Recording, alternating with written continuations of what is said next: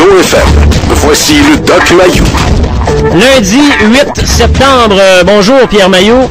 Oui, bonjour Jonathan. Bien des dossiers, après quelques petits jours de répit comme ça, j'ai accumulé quelques articles devant moi. Je veux juste débuter avec les élections. On fera pas 10 minutes là-dessus, mais je pense que vous êtes quand même une figure assez populaire en Abitibi-Témiscamingue. Doc, je pense que c'est important que les gens réalisent ou s'y intéressent à un certain minimum à cette campagne électorale-là, parce que veut pas, faut se donner la peine d'analyser ces individus-là, hein? Pas facile. C'est un exercice pas facile. Mais faut le faire. Ben, faut le faire. Qui a dit qu'il fallait le faire? Mais si on... La démocratie, c'est le pouvoir au peuple. Si le peuple décide à un moment donné de ne pas se prononcer, il a le droit. Ouais, mais... Démon Scotus, dans le mot même, la signification veut dire le pouvoir au peuple. C'est ça la démocratie. Et si le peuple dit, je m'abstiens de voter parce que vous nous faites suer, ben, le message est très clair. C'est un message qui est aussi bon que d'aller voter. Oui, mais c'est ça. Je veux dire, oui, là-dessus, je suis d'accord, mais quelqu'un qui refuse, Doc, de s'intéresser à cette campagne électorale-là pour un exemple comme vous venez de donner, parce que il est bel et bien conscient que, bon, selon lui, ça s'en va nulle part, puis il se fait niaiser jour après jour, d'accord, mais quelqu'un qui... C'est son droit le plus élémentaire. Ben oui, mais les gens qui ne sont pas intéressés à la politique, eux, on leur dit quoi? Aucun problème. Vous êtes des êtres humains et dans une société libre et démocratique, c'est votre droit le plus élémentaire de vous y intéresser ou de ne pas vous y intéresser pour vos raisons. Mais on dit souvent, si vous voulez avoir le droit de remettre certaines décisions en cause ou si vous voulez chialer, allez voter. Vous n'êtes pas d'accord avec ça, vous? Oui, c'est exactement. À ce moment-là, la personne qui ne s'intéresse pas à la gestion des fonds publics ne peut pas venir après les élections se plaindre. Ouais. Alors, on a le droit de ne pas se prononcer, on a le droit de désintéresser et de simplement composer avec les décisions qui seront prises. Ben ouais, parce que soit dit en passant, sont prises davantage par des hauts fonctionnaires que par les politiciens. Ouais, ça, c'est sûr. Ouais. OK. Bon, attention, les élections, là, j'ai quelques articles. Juste un commentaire. Oui, allez-y. D'ailleurs, écoute, dans un pays démocratique, un individu qui vote pour les bloqueux, quelle est la différence entre un individu qui ne s'intéresse pas à la chose politique et un individu qui vote entre les bloqueux, qui vote pour les bloqueux? Ben, il n'y aura jamais le pouvoir, ça, c'est sûr, d'une certaine façon. C'est l'équivalent. Alors, ne pas voter, ne pas s'intéresser à la chose politique canadienne et voter pour les bloqueux, c'est synonyme, c'est du pareil au même. Oui. Soyons bien conscients de ça, là. Oui, mais selon vous, Doc, là, le citoyen ou l'auditeur qui nous écoute ce matin, est-ce qu'il doit voter pour son comté ou pour le chef? Ça, c'est la prérogative de chacun. C'est pour ça que, pareil, la question telle que phrasée est antidémocratique. Parce que la démocratie n'est pas un devoir, c'est un pouvoir. Et toi, tu le présentes comme étant un devoir. Alors, si c'est un devoir, c'est du fascisme. C'est de l'autarcie, c'est de la dictature. Mm-hmm. Parce que moi, la démocratie, au nom de la démocratie, il y a énormément de pays fascistes. Écoute, le Pakistan a élu un président. Et Mugabe avait été élu nombre de fois. Il s'est fait planter aux dernières choses. Et puis il a failli demander à l'armée de renverser le nouveau président élu. Ouais. Alors, c'était très évident que ces pays-là étaient pseudo-démocratiques. C'était des dictatures. OK. Bon, le général Musharraf qui vient d'être limogé au Pakistan. C'est assez évident que c'était le général de l'armée du Pakistan qui s'est fait élire comme président, qui s'est fait élire, entre guillemets, à l'élection. Il y avait un garde armé avec une mitraillette à chaque pôle. C'est un peu comme si tu votes pas pour le général Musharraf, tu vas avoir une balle dans la tête.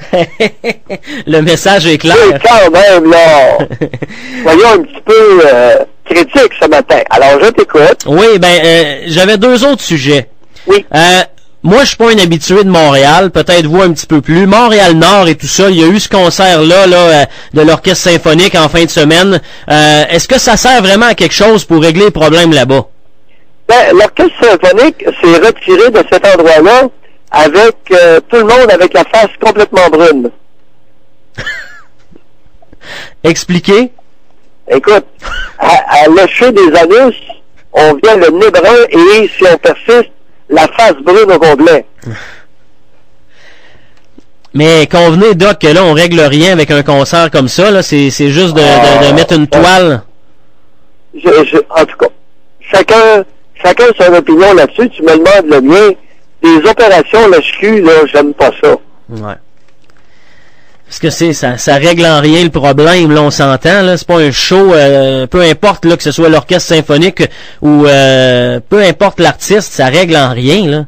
Ben, ça fait un peu de manipulation bas de gamme. Ben là, on a quasiment de la suite des idées. Après les élections, on parle de ça.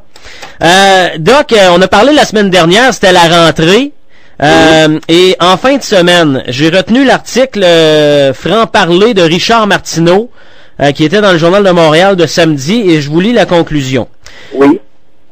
On pourrait regrouper les enfants en difficulté dans des classes spéciales, mais on ne le fait pas. Pourquoi? Parce que on ne veut pas créer de hiérarchie. Résultat, obligé de côtoyer des élèves forts à longueur de journée, les faibles se sentent encore plus faibles et les forts manquent de stimulation et se pognent le beigne. Bienvenue au Québec. C'est du grand Martineau peu réfléchi. Alors, la réalité sur le terrain est tout autre. Ouais. Il y a une différence entre un élève en difficulté et un élève qui est déficient intellectuel. Non, Richard ne sait pas de quoi il parle, là.